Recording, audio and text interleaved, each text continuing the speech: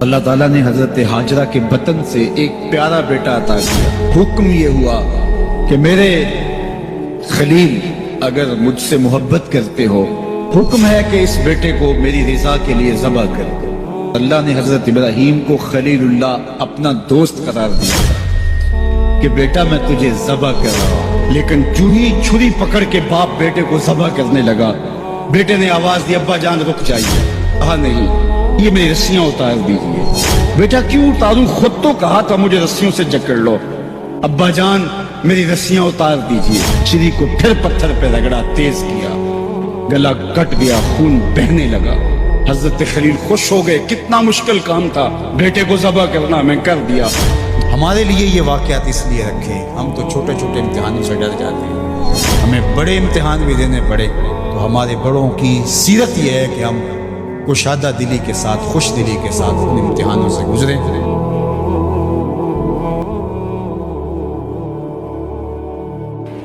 منا کی وہ وادی آج بھی اس کہانی کو، اس یاد کو تازہ کر رہی۔ حضرت خلیل اللہ کے ہاں اولاد نہیں ہے۔ حضرت سارہ کے بعد حضرت حاجرہ سلام اللہ علیہا سے نکاح فرمایا، اور اللہ تعالیٰ نے حضرت حاجرہ کے بطن سے ایک پیارا بیٹا عطا کیا جس کا نام اسماعیل رکھا۔ لیکن آزمائش یہ آئی، حکم یہ ہوا کہ میرے خلیل اگر مجھ سے محبت کرتے ہو تو اپنے اس بیٹے کو اور اپنی اہلیہ کو وادی غیر ذی زرع میں چھوڑ آؤ، اور اللہ کے حکم کی تعمیل کرتے ہوئے اپنی زوجہ کو اور اپنے نونہال بیٹے کو وہاں چھوڑ آئے۔ پھر 13 سال کی عمر کو جب حضرت اسماعیل پہنچے تو حضرت خلیل اللہ ملنے گئے۔ ایک خواب دیکھا، خواب میں کیا منظر تھا کہ میں اپنے بیٹے کو ذبح کر رہا ہوں۔ اللہ اکبر، یہ کوئی آسان کام نہیں تھا، لیکن نبی کا خواب کا منزلہ وہی ہوتا ہے۔ اب حضرت ابراہیم علیہ السلام کو خواب یہ آتا ہے کہ میں اپنے بیٹے کو ذبح کر رہا ہوں، 13 سال کا نونہال بیٹا، اور بیٹا بھی وہ جو اللہ سے دعائیں مانگ مانگ کے لیا گیا۔ حکم ہے کہ اس بیٹے کو میری رضا کے لیے ذبح کر دو۔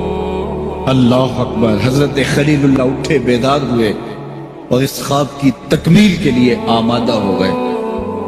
اپنی زوجہ سے کہا، زوجہ محترمہ حضرت حاجرہ سلام اللہ علیہا سے کہا کہ بیٹے کو تیار کر دو، دوست کی دعوت پہ لے جانا ہے۔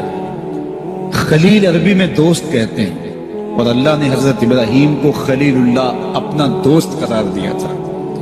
حضرت حاجرہ شہزادے کو تیار کر دیتی ہیں، مانگ سجاتی ہیں، تیل لگاتی ہیں، خوبصورت کپڑے پہناتی ہیں۔ بیٹا تیار ہوتا ہے اور باپ اپنے بیٹے کو لے کر کے منا کی وادی کی جانب بڑھتا ہے۔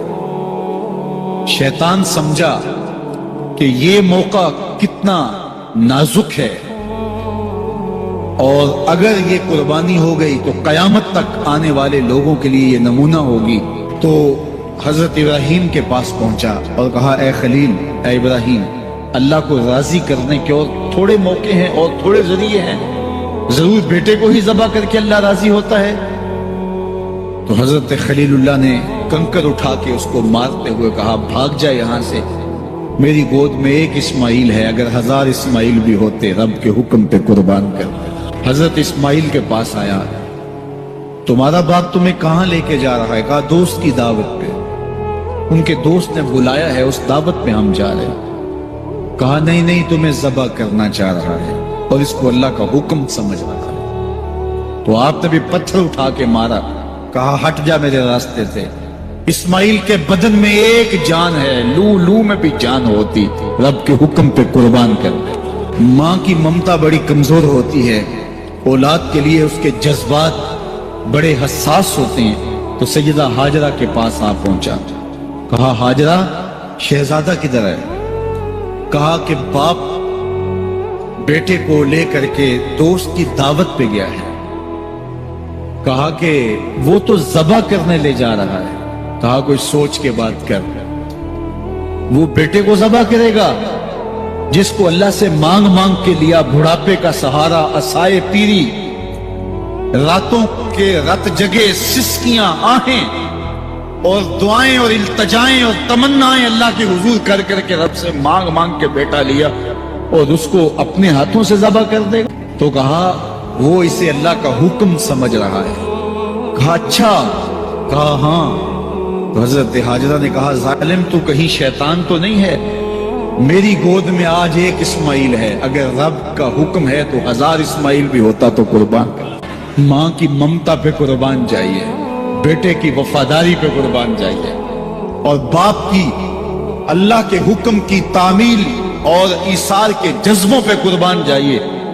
جب وادی منا میں پہنچے تو حضرت اسماعیل علیہ السلام کو حضرت خلیل اللہ نے کہا یا بنیا، اے میرے بیٹے، میں نے خواب دیکھا ہے۔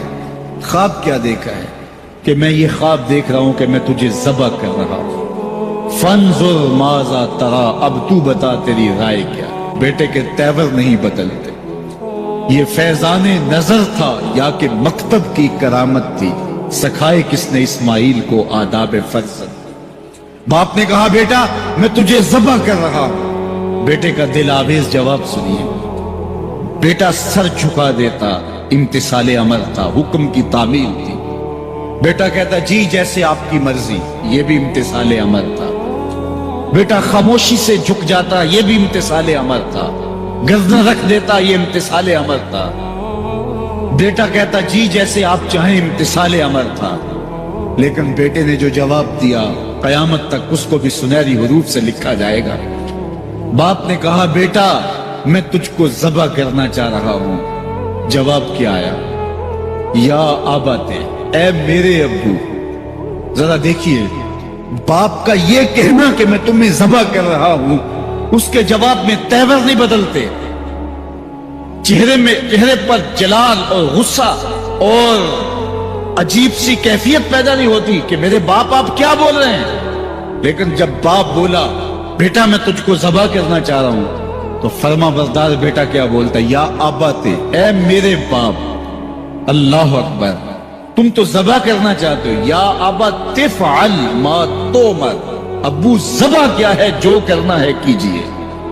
رہی بات میری، گردن پہ چھری چلے گی، بدن تو تڑپے گا، لیکن ستاجدونی انشاءاللہ من الصابرین، میرے رب نے چاہا تو صبر کر کے دیکھوں گا۔ فلما اسلم وتلہ للجبین، قرآن بتاتا ہے جب دونوں راضی ہو گئے، کس بات پہ راضی ہو گئے؟ فلاں نمبر کی گاڑی خرید لیں، فلاں بنگلہ خرید لیں، فلاں فیکٹری خرید لیں۔ باپ اور بیٹے نے یہ طے کیا نہیں، باپ ذبح کرنے پہ راضی ہو گیا اور بیٹا ذبح ہونے پہ راضی ہو گیا۔ وَتَلَّهُ لِلْجَبِينِ، اور باپ نے بیٹے کو پیشانی کے بل لٹایا۔ اس پر دو قول ہیں، تَلَّهُ لِلْجَبِينِ، پیشانی کے بل یوں لٹایا کہ الٹا لٹایا تاکہ پیچھے سے ذبح کریں، بیٹے کا من موہنا چہرہ سامنے نہ ہو، ذبح کرنے میں رکاوٹ نہ بن جائے۔ کوئی بیٹا معمولی تو نہیں، اس کی پیشانی میں نبوت کے اجالے چمک رہے۔ لیکن مفسرین کی ایک جماعت نے کہا نہیں، الٹا نہیں لٹایا۔ تَلَّهُ لِلْجَبِينِ کا معنی کیا ہوا؟ جس طرح ہم آپ جانور کو ذبح کرتے ہیں تو اس کی گردن کو خم دے کے پیچھے زمین پہ لگا دیتے ہیں تاکہ اس کی رگیں تن جائیں اور گردن کھل جائے اور چھری پھیرنے میں آسانی ہو اور جلدی سے جو ہے وہ رگیں کٹ جائیں۔ کہا کہ بیٹے کی ریشم جیسی نازک گردن کو موڑ کے پتھر پر پیشانی کو لگایا۔ اللہ اکبر، بیٹے کو رسیوں سے باندھا ہوا تھا اور اپنی آنکھوں پہ پٹی باندھی ہوئی تھی، اور یہ بیٹے نے کہا تھا ابو مجھے رسیوں میں جکڑ لے، شدت کی درد ہوگی، کہیں تڑپ نہ جاؤں، اور ایسا نہ ہو کہ رب کے حکم کی تعمیل میں آپ کو تاخیر نہ ہو۔ تو باپ نے اپنے ہاتھوں سے اپنے بیٹے کو جکڑا تھا، لیکن جو ہی چھری پکڑ کے باپ بیٹے کو ذبح کرنے لگا، بیٹے نے آواز دی ابا جان رک جائیے۔ کیوں بیٹا؟ یہ میری رسیاں اتار دیجیے۔ بیٹا کیوں اتاروں؟ خود تو کہا تھا مجھے رسیوں سے جکڑ لو۔ ابا جان میری رسیاں اتار دیجیے، کہیں کل کا مورخ یہ نہ لکھے باپ ذبح کرنا چاہتا تھا، بیٹا ہونا نہیں چاہتا تھا۔ باپ نے باندھ کے کیا، کھول دیجیے رسیاں، نہیں تڑپوں۔ اللہ اکبر، رسیاں کھول دی جاتی ہیں۔ کائنات نے ایسا منظر کبھی دیکھا نہیں تھا، چشم فلک نے ایسا نظارہ کبھی کیا نہیں تھا۔ منا کی وادی ہے، فولاد جیسے پگھلے ہوئے پہاڑ ہیں، आसमान से फरिश्ते भी झुक झुक के हूरे गिलमान और रिजवान जन्नत भी देख रहे हैं। मालिक कयामत आने वाली है। कहा फरिश्तों तुमने कहा था इंसान को खलीफा बनाया जा रहा है, ये तो लड़ाई करेंगे, सजदे तो हम करेंगे, जरा मेरे बंदे की इस अनोखी अदा को भी तो देखो। लाओ सारे सजदे, अपने कयाम लाओ, अपने रुकू और अपने सजूद लाओ और मेरे बंदे के इस जज्बा ईसार के मुकाबले में रखो। अल्लाह अकबर। हजरत खलील अपने नौनहाल बेटे को फलम्मा अस्लमा वतल्लहु लिल जबीन, कुरान ने मंजर निगारी की है कि जब बाप बेटा राजी हो गए, बाप ज़बह करने पे राजी हो गया, मना की वादी है, कोई तीसरा शख्स नहीं है, पिघले हुए पहाड़ हैं, आसमान का मंजर है, हाथों में छुरी पकड़ी है, जमीन थर्राने लगी, अर्श कांपने लगा, वादी पे राशा तारी है, सूरज से ये मंजर नहीं देखा जा रहा, कारकुनाने कज़ा कदर की चीखें निकल रही हैं, मालिक ये क्या होने जा रहा है। कहा जरा मेरे बंदे की अदा तो देखो। फिर हाथों में छुरी पकड़ के, आंखों पे पट्टी बंधी है और नौनहाल लेटा है और पेशानी मोड़ करके, गर्दन मोड़ करके पेशानी जमीन पे लगाई और तनी हुई रगों पर हजरत खलीलुल्लाह ने जब छुरी पकड़ के छुरी को पूरी हिम्मत के साथ बेटे को ज़बह करने के लिए जुम्बश दी। छुरी तो जुम्बश करती है लेकिन एक बाल भी नहीं कटता। छुरी को जमीन पे मारा, जमीन में धनस जाती है। लेमा तख्ता या सिक्कीन, छुरी काटती क्यों नहीं, तेरा काम तो काटना था। आवाज आई अल खलीलो यामुरनी वल जलीलो यनहानी। खलील काटने का कहता है, रब्बे जलील कहता है खबरदार एक बाल भी काटा था। कहा छुरी तेरा काम तो काटना था। हजरत आग का काम भी तो जलाना था। जिसने आग को जलाने से रोका था आज उसी का हुक्म मेरे नाम भी है कि एक बाल भी नहीं काटना। इससे रास्ता इख्तियार किया जा सकता था निकलने का। मैंने तो छुरी चलाई, अब क्या करूं, छुरी ने काम नहीं किया। शुक्र हुआ बेटा बच गया, लेकिन नहीं। खलील समझे शायद कोई दिल में नरमी पैदा हुई तो रब ने छुरी को रोक दिया। छुरी को फिर पत्थर पे रगड़ा, तेज किया और छुरी की नोक को नाजुक गले पे रख के पूरा वजन डाल दिया। गला कट गया, खून बहने लगा। हजरत खलील खुश हो गए, कितना मुश्किल काम था, बेटे को ज़बह करना, मैं कर दिया। जल्दी से आंखों से पट्टी खोली तो देखा क्या कि मंजर बदला हुआ था। बेटा समझ के जिससे ज़बह किया था वो बेटा नहीं था, वो दुम्बा था। और हजरत इस्माइल पास खड़े मुस्करा रहे थे। बेसाख्ता जुबान से निकला अल्लाह अकबर। तो हजरत इस्माइल बोले ला इलाहा इल्लल्लाह वल्लाहु अकबर। पास खड़े जिब्रील जो दुम्बा लेके आए थे बोले अल्लाह अकबर वलिल्लाहिल हम्द।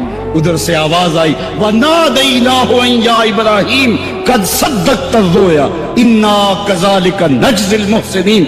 उधर से आवाज आई जिससे पहाड़ की वादी गूंजने लगी, ए इब्राहिम तूने वाकई ख्वाब पूरा कर दिखाया।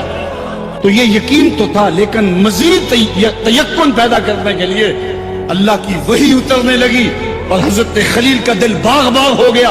वनादैनाहु, इस हाल में जब दुम्बा ज़बह पड़ा था, इस्माइल खुशकुन मुस्करा रहे थे, खूबसूरत हंसी हंस रहे थे, मुस्करा रहे थे और हजरत जिब्रील भी मुस्करा रहे थे। तो इस हाल में हमने नदा दी, इब्राहिम तूने वाकई ख्वाब पूरा कर दिखाया। फिर क्या आलम हुआ कि जब हमने आवाज दी, यकीन तो पहले ही पैदा हो चुका था, लेकिन जब वादी वही के उजालों से चमकने लगी और हर समत वही का नूर फैल गया, फिर क्या हाल हुआ हजरत खलील का। ऐ मुखातब फिर उस मौके का हाल न पूछ। जब हमने नदा दी, ऐ इब्राहिम तूने वाकई ख्वाब पूरा कर दिखाया। इन्ना कज़ालिका नज्ज़िल मुहसिनीन, हम नेकोकारों को यूं ही जजा देते हैं। हम आपका बेटा तो नहीं लेना था, बस बस इब्राहिम तेरा इम्तिहान पूरा हो गया। तूने इम्तिहान में 100 नंबर ले लिए, सरखुरू हो गया, कामयाब हो गया। ये तमाशाए लबे बाम तो नहीं था, ये कोई आसान काम तो नहीं था। अल्लाह अकबर। फरमाया हमने इसको पिछलों के लिए सुन्नत के तौर पे बाकी रखा। सलामुन अला इब्राहिम, इब्राहिम तेरे ऊपर सलाम।